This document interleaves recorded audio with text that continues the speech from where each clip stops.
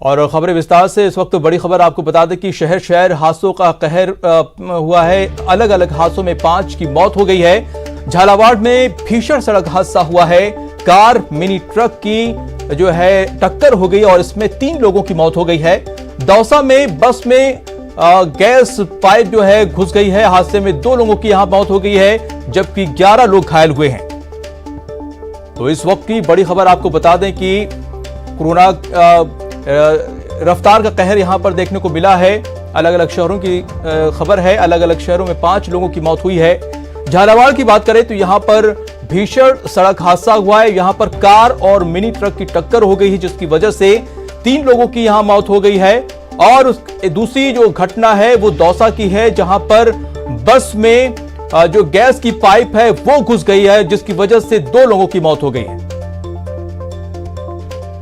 तो स्क्रीन पर 2 तस्वीरें देख सकते हैं। पहली तस्वीर झालावाड़ की है, जहां पर असनावर के तेलियाखेड़ी इलाके में कार और मिनी ट्रक की भीषण टक्कर हो गई, जिसमें 3 लोगों की मौत हो गई है, जबकि हादसे में 4 लोग घायल हैं और सभी घायलों को जिला अस्पताल में भर्ती कराया गया है।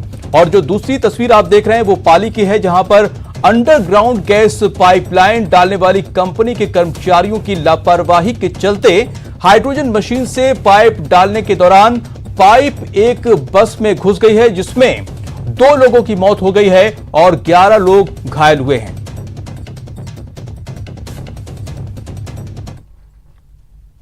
और रुक करते हैं अगली खबर का। कृषि कानूनों के खिलाफ किसानों का आंदोलन जारी रहेगा, लेकिन बातचीत का सिलसिला बरकरार रहेगा। सरकार ने अगली बैठक के लिए 3 दिसंबर की तारीख तय की है। बैठक में करीब 35 किसान नेताओं से सरकार की ओर से केंद्रीय मंत्री पीयूष गोयल और नरेंद्र सिंह तोमर ने बातचीत की।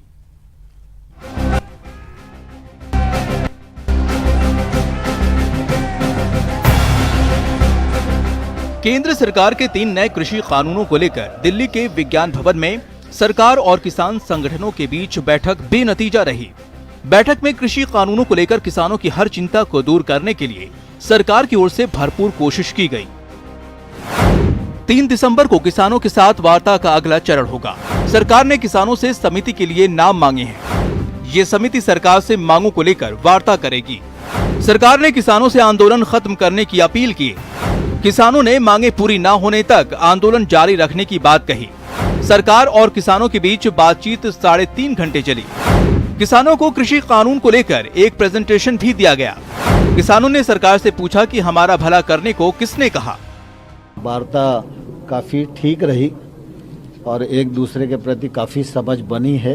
ये लोग भी इशू अपने लेकर आएंगे और उन पर जिंदवार फिर चर्चा की जाएगी। हम उनको कन्विंस करा देंगे कि इसकी एक भी क्लॉज, एक भी सेक्शन है जो वो प्रो फार्मर नहीं है। धरना चालू रहेगा। धरना जितनी देर हमारा फैसला नहीं होता, संघर्ष जारी रहेगा। हमारी 8 मांगे थी और उन्होंने कहा 3 तारीख को दोबारा बैठेंगे। हमने ये भी कहा कि एक वहम आप निकाल दिए कि ये आंदोलन वापस नहीं होगा जब तक कानून वापस नहीं होंगे। बातचीत चलेगी प्रोसेस में। उसके लिए हमने पूरे सारे जो लोग आए हैं मीटिंग के लिए, सभी के सभी लोग बैठेंगे।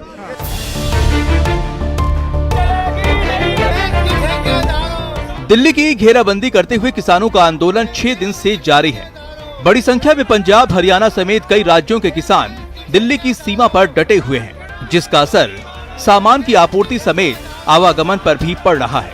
किसानों के प्रदर्शन की वजह से सिंधु और टिकरी बॉर्डर बंद है, जबकि गाजीपुर बॉर्डर पर ठोस बैरिकेडिंग की गई है।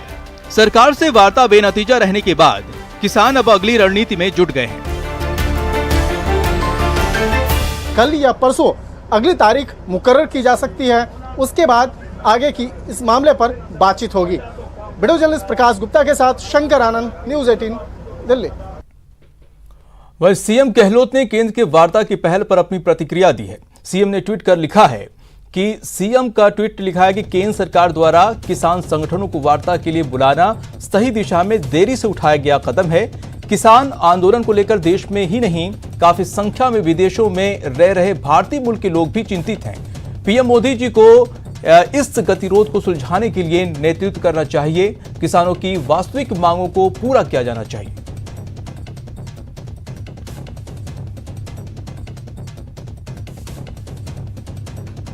तो तो एक और जहां दिल्ली की सीमा पर पंजाब हरियाणा के किसान आंदोलन कर रहे हैं, वहीं दूसरी ओर बड़ोदरा के किसानों ने भी कृषि कानूनों के खिलाफ आर पार की लड़ाई का ऐलान कर दिया है। देश भर से दिल्ली में डेरा डाले किसान केंद्र सरकार के हालिया बनाए गए 3 कृषि कानूनों का विरोध कर रहे हैं। अखिल भारतीय किसान संघर्ष समन्वय समिति के मुताबिक उनकी अहम मांगों में से एक है, सरकार एमएसपी से कम कीमत पर खरीद को अपराध घोषित करे और एमएसपी पर सरकारी खरीद लागू रहे। जबकि मोदी सरकार कह रही है कि एमएसपी की व्यवस्था जारी रहेगी, लेकिन ये बात सरकार बिल में लिखकर देने को तैयार नहीं। मोदी सरकार पर आरोप है कि वो कृषि कानूनों की आड़ में खेती किसानी को कॉरपोरेट घरानों के अधीन कर रही है। जो 3 काले कानून किसान विरोधी कानून जो केंद्र की सरकार लेकर के आई, पहले अध्यादेश के रूप में लाई और एक बिजली का बिल 2020, तो पहले अध्यादेश के रूप में लाए, उस समय से ही पूरे देश के किसान इनके कानूनों का विरोध कर रहे हैं। एक तरफ जहां सरकार से बातचीत के जरिए समाधान की कोशिश की जा रही है, वहीं दूसरी ओर अखिल भारतीय किसान संघर्ष समन्वय समिति ने केंद्र सरकार पर दबाव बनाने के लिए आंदोलन की रणनीति तैयार कर ली है। राजधानी जयपुर में समिति ने आंदोलन की रूपरेखा तय की। 1 से 10 दिसंबर तक चलाया जाएगा जन जागरण अभियान। 3 दिसंबर को राज्य में होगा चक्का जाम। दोपहर 12 बजे से 2 बजे तक होगा चक्का जाम। तहसील और जिला स्तर पर चक्का जाम। जयपुर दिल्ली हाईवे जाम करने का भी ऐलान। राष्ट्रव्यापी अभियान है, उस आंदोलन का हिस्सा, जिस आंदोलन के तहत देश भर के लाखों किसान दिल्ली की तरफ कूच कर चुके हैं और वो घेरा डाले हुए हैं दिल्ली के 4 राष्ट्रीय मार्गों को बंद करके। उसी सिलसिले में जो केंद्र की सरकार पहले दमन के जरिए और अब जनता को भ्रमित करके जैसे।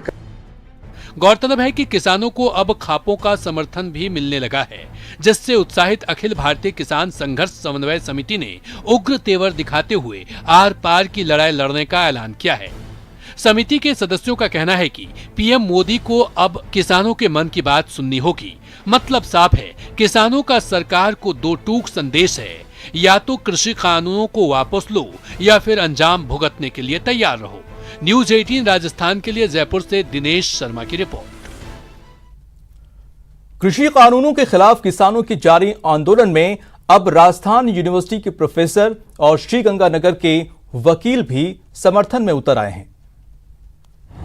कृषि कानूनों के खिलाफ किसानों का घमासान जारी। अब किसानों के समर्थन में उतरे प्रोफेसर और वकील। कृषि कानूनों के खिलाफ किसानों की आर पार की लड़ाई जारी है।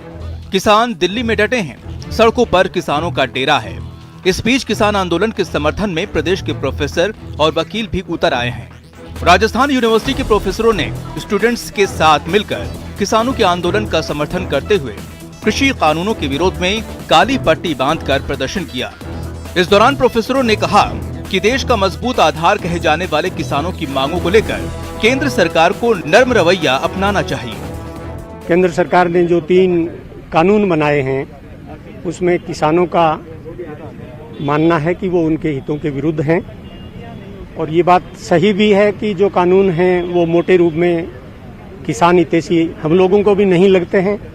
तो विश्वविद्यालय का शिक्षक समुदाय, जो देश के किसानों का आंदोलन चल रहा है इन कानूनों के विरोध में, हम उनका नैतिक समर्थन कर रहे हैं। कानून पास होना कोई गलत बात नहीं है, लेकिन जिस तरीके से कानून को लाया गया है चोर दरवाजे से कोविड संकट के दौरान, वो मुझे लगता है बहुत दुर्भाग्यपूर्ण है। हमारा पूरा शिक्षक समुदाय उसकी निंदा करता है। हमारी सरकार से अपील है कि किसान जो कि इस सर्दी में, कड़ाके की सर्दी में कोविड संकट के दौरान बैठे हुए हैं, उनके प्रति मानवीय दृष्टिकोण रखते हुए उनका दमन न किया जाए, उनके साथ संवाद किया जाए। उधर श्रीगंगानगर में किसानों के आंदोलन के समर्थन में वकीलों ने 1 दिन का कार्य बहिष्कार किया। इस दौरान बार एसोसिएशन के वकीलों ने केंद्र सरकार से कृषि कानूनों को वापस लेने की मांग की। जो किसानों का आंदोलन है, वकील साथी उसमें पूरा बढ़ चढ़ के भाग लेंगे। हम किसानों के साथ हैं। जो भी भारत में किसानों के साथ अन्याय हो रहा है, दमनकारी नीतियां जो सरकार अपना रही है, हम उन किसानों के साथ हैं और सरकार का डटकर विरोध करते हैं। इस तरह कृषि कानूनों के खिलाफ किसानों के आंदोलन में प्रोफेसर और वकीलों का भी साथ मिलने लगा है। न्यूज़ 18 राजस्थान के लिए जयपुर से महेश दाधीच के साथ श्रीगंगानगर से अशोक की रिपोर्ट। ब्रेक के बाद आपका स्वागत है। देश में कोरोना मरीजों की संख्या में तेजी से बढ़ोतरी हो रही है, लेकिन राहत की बात यह है कि कोरोना के केस में लगातार गिरावट दर्ज की गई है। सोमवार को एक ही दिन में 11,000 से ज्यादा एक्टिव केस कम हुए हैं।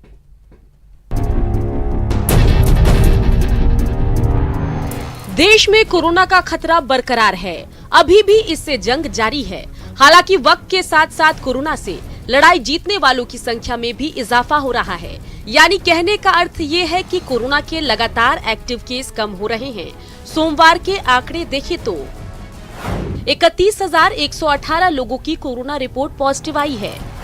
वहीं 24 घंटे में 41,985 मरीज ठीक हो गए हैं, जबकि एक दिन में 482 लोगों की कोरोना से मौत हो गई। वैसे देश में संक्रमितों की संख्या 94,60,000 के पार है। वहीं 1,37,600 से ज्यादा मरीज की मौत हो गई। आंकड़ों से साफ है कि कोरोना तो लोगों को डरा रहा है, लेकिन लोग अब इससे निपटने के तरीके भी सीख गए हैं। वैसे अगर देखें तो कोरोना संक्रमितों की संख्या के हिसाब से अमेरिका के बाद भारत दुनिया में दूसरा सबसे प्रभावित देश है। बीते दिन सबसे ज्यादा कोरोना मामले अमेरिका के बाद भारत में ही सामने आए हैं। हालांकि कोविड-19 संक्रमण से मौत के मामले में भारत का दुनिया में 5वां स्थान है। अभी जो देश में इस जानलेवा विषाणु के चलते हालात हैं, इसे देखते हुए कोरोना को हल्के में लेने की गलती बड़ी भूल होगी। लिहाजा इसे देखते हुए मास्क, सैनिटाइजर और 2 गज की दूरी बनाए रखना भी अभी भी जरूरी है। Bureau report, news 18 network. Wicket के पीछे कैच लपकने के उस्ताद धोनी अब उस्ताद कोच धोनी भी बन गए हैं। वैसे भी रिटायरमेंट के बाद वो खुद को क्रिकेट से दूर कैसे रख पाते, अब उनका मिशन है पिंक सिटी से टीम इंडिया के लिए नेक्स्ट स्टार्स तैयार करना।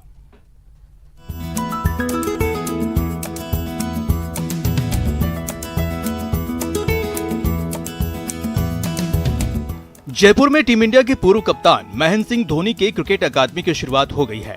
क्रिकेट अकादमी की ओपनिंग के मौके पर महेंद्र सिंह धोनी तो जयपुर नहीं पहुंच सके, लेकिन उनकी गैर मौजूदगी में पूर्व भारतीय क्रिकेटर आरपी सिंह, पूर्व साउथ अफ्रीकन क्रिकेटर डेरिल कल्निन और क्रिकेटर मिहिर दिवाकर मौजूद रहे। अकादमी की ओर से दावा किया गया कि राज्य के क्रिकेट हुनर को तराशा जाएगा। यहाँ खिलाड़ी को बेहतरीन प्लेटफॉर्म और विश्व स्तरीय कोचिंग मिल सके, इसकी पूरी सुविधाएं होंगी। क्रिकेट अकेडमी का हमारा पर्पस क्या है कि हम यहाँ के बच्चों को हम बेस्ट फैसिलिटी, बेस्ट कोचिंग और बेस्ट जो भी चीजें इक्विपमेंट है, टेक्नोलॉजी है, हम प्रोवाइड करें और यहाँ से अच्छे बच्चे इंडिया और नेशनल लेवल पे पार्टिसिपेट कर पाए। राजस्थान में हम सीकर में खोल रहे हैं, कोटा और उदयपुर में अभी 4, इस जयपुर के साथ 3 और अकेडमी खुलेगी और जल्दी वहाँ पे काम स्टार्ट हो जाएगा। और कोशिश हमारा है कि हम हर बच्चों तक पहुंचे सोसाइटी के, और बच्चों को यहाँ आना ना पड़े हमारे पास, हम बच्चों तक पहुंच जाएंगे। क्रिकेट अकादमी की शुरुआत के मौके पर भारतीय टीम के पूर्व खिलाड़ी आरपी सिंह ने कहा कि स्थानीय प्रशिक्षकों की भी इस अकादमी में भूमिका रहेगी और खिलाड़ी को अनुभवी प्रशिक्षकों का लाभ मिलेगा। उन्होंने ये भी कहा कि क्रिकेट में कोच की भूमिका अहम होती है और कोच अच्छा हो तो फिर सीखने में वक्त भी कम लगता है। मुझे लगता है जब मैं खेलना स्टार्ट किया तो हमारे लाइब्रेरी में एक सीमेंट विकेट था और कोचेस थे ही नहीं। मेरा कोच मैं खुद था और एक हमारा फ्रेंड था, वो हमारा कोच था।